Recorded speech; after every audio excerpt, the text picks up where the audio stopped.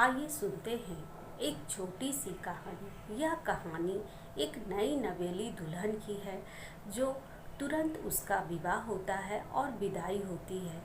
विदाई होती है, बस रास्ते में ही पहुंचती है कि बस का एक्सीडेंट हो जाता है। लड़का अपनी दोस्त को कहता है कि मैं तो अब इस दुनिया से जा रहा हूँ, तुम मेरी पत्नी का ख्याल रखना। यह कहते कहते लड़का अपने प्राण त्याग देता है और बारातियों में भी कुछ लोग थे जिनकी मृत्यु हो गई। लड़की के ससुराल पहुँचने से पहले ही यह खबर चारों तरफ आग की तरह फैल गई। लड़की जैसे ही ससुराल पहुँचती है, वहाँ लड़के के माँ बाप अपने बेटे की शोक में काफ़ी दुखी थे और उन्होंने कहा कि यह लड़की कुलक्षणी है, मैं इसे अपने घर में नहीं रखूँगा। तभी उसका दोस्त कहता है कि ठीक है बाबूजी, मेरे दोस्त ने मरते मरते यह जिम्मेदारी मुझ पर सौंप गया है, मैं इसका ध्यान रखूँगा, मैं इसका ख्याल रखूँगा। वह उसे अपने घर ले जाता है। जैसे ही वह अपने घर पहुंचता है, उसकी पत्नी और उसकी माँ नई नवेली दुल्हन को देखकर वो चौंक जाती है। तभी वह सारी कहानी बताता है। उसकी माँ और पत्नी उस समय कुछ नहीं बोलती है और उसे अंदर आने देती है और वह चुपचाप एक कोने में जाकर बैठ जाती है। वह अपने आप को समझ नहीं पा रही थी कि मेरे साथ ये क्या क्या हो रहा है। वह डरी सहमी सी कोने में चुपचाप बैठी रहती, लेकिन उसे देखकर उसकी पत्नी और उसकी माँ खुश नहीं थी। वो दोनों आपस में बातें कर रही थी। जिसके पैर इतने अशुभ है, जो ससुराल में पहुँचने से पहले ही अपने पति को खा गई, वह हमारे घर परिवार का भी नाश कर देगी। दोनों आपस में बात करते करते कहने लगी, इसे तो किसी भी हालत में इस घर से निकालना पड़ेगा। उसका पति बहुत ही दयालु मन का था। वह सोच रहा था कि अब तो इसका कोई भी सहारा नहीं है, अब मुझे इसका सहारा बनना पड़ेगा, इसके लिए मुझे कुछ करना पड़ेगा। उसकी पत्नी उसे बहुत समझाती है कि इसे अनाथ आश्रम में जाकर छोड़ आइए, लेकिन उसका पति नहीं मानता है। वह एक घर के सदस्य की तरह उस घर में रहने लगती है। वह खाना बनाती है और उसकी एक छोटी बेटी थी जिससे वह काफ़ी घुल मिल गई। वह उसी के साथ खेलती, उसी के साथ खाती और उसी के साथ सो जाती। वह छोटी बच्ची उसे चाची चाची कहकर बुलाने लगी। वह दिन भर अपने कामों में लगी रहती, कभी किसी पर ध्यान नहीं देती, लेकिन उसकी पत्नी को और उसकी माँ को वह एक नज़र भी नहीं भाती थी। वह अक्सर अपने पति से कहती कि इसे कहीं भेज दो, इसे यहाँ रहना गांव वाले समाज वाले अच्छा नहीं मानते हैं, लोग हम पर उंगली उठाएंगे। लेकिन उसका पति कहता कि तुम समाज की चिंता मत करो, मैं इसका कहीं न कहीं इसका या तो पुनर्विवाह करा दूंगा, या तो यह पढ़ाई करेगी या कुछ अपना रोजगार करेगी। एक दिन उसकी माँ और उसकी पत्नी को शादी में जाना था। तभी वह बोली कि मैं और माँ तो शादी में चले जाएंगे, ये यहाँ अकेले कैसे रहेगी। तब उसके पति ने कहा, ठीक है, तुम और माँ जा ही रही हो तो तुम इसे भी ले जाओ। तभी उसकी पत्नी कहती है कि शादी का घर है और ऐसे घर में इसे मैं नहीं ले जा सकती। तभी उसका पति कहता है कि ठीक है, तो ये यहीं रहेगी और बगल वाली चाची को बोल दो, वो यहाँ रहेगी, देखभाल करेगी। उसकी अम्मा बगल से चाची को बुला लाई, बोली कि हम सास बहू तो शादी में जा रहे हैं, आप यहीं रहिएगा और मेरे बेटे को खाना परोस कर खिला दीजिएगा। बगल वाली चाची ने हाँ भर दी, बोला कि ठीक है, आप लोग निश्चिंत होकर जाइए। दोनों सास और बहू शादी में चली गई। वह छोटी बच्ची भी अपनी माँ के साथ चली गई और वो ऑफिस चले गए।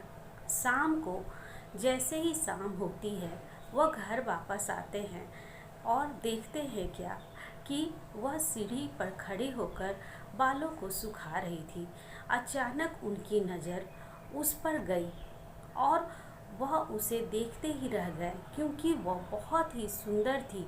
उसके लंबे सुनहरे बाल बहुत ही सुंदर लग रहे थे। एक समय के लिए उनकी नज़र उसी पर टिक गई। जैसे ही उसकी नज़र उन पर पड़ी, उसने झट से सर पे पल्लू डाल दिया और पीछे मुड़ गई और उसने कहा कि आपको कुछ चाहिए, मैं चाय लाऊं, नाश्ता लाऊं? और वो हिचकिचाते हुए अपने कमरे में चले गए। उसे समझ में नहीं आ रहा था कि ये क्या हुआ।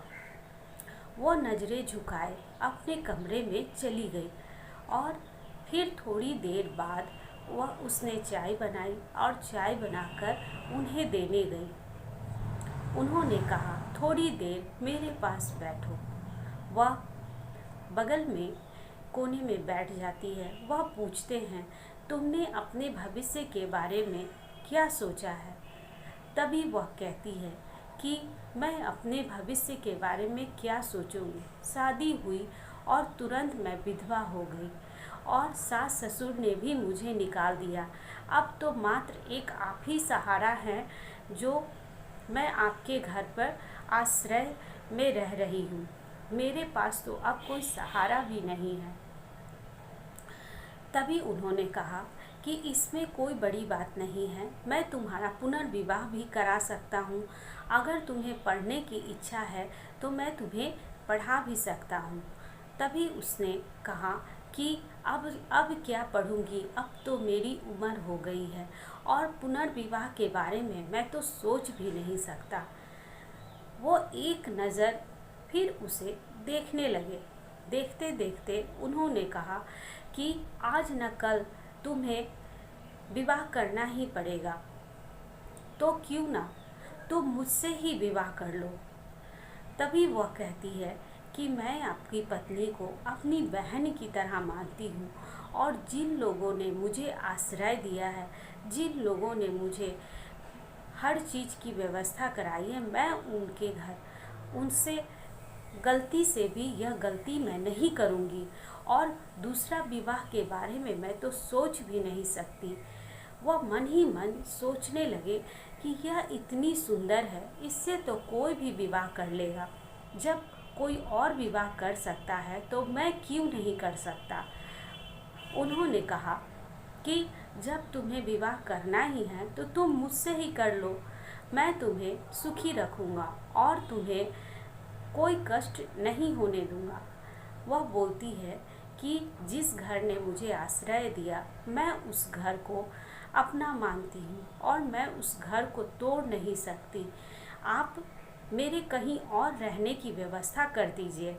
इतना बोलकर वहाँ से वो चली जाती है।